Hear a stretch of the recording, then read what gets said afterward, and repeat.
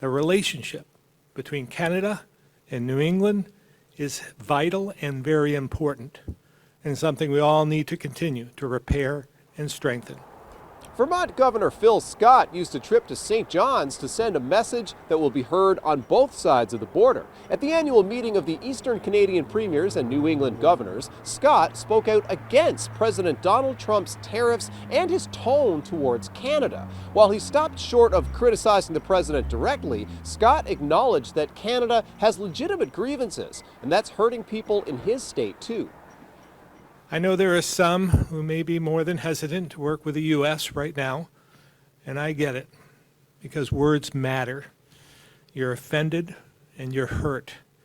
And the unnecessary rhetoric we're hearing far too often these days has a real impact on northern states, showing up in our Canadian visitor data.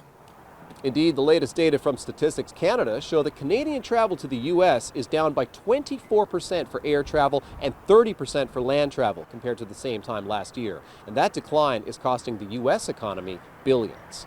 The 5 Canadian premiers and 6 New England governors meet annually to discuss shared interests. The region's gross domestic product tops 2.3 trillion Canadian dollars. Governor Scott says that economic activity and the relationship it represents is being harmed by President Trump's tariffs. What I've said from the beginning, Canadians are more than just our friends. You're like family. And I said from the very beginning that tariffs in general are a bad idea because they're just a tax on consumers. But arbitrarily increasing tariffs on our closest allies is a terrible idea.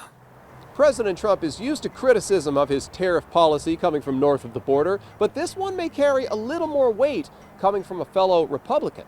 Zach Gowdy, CBC News, St. John's.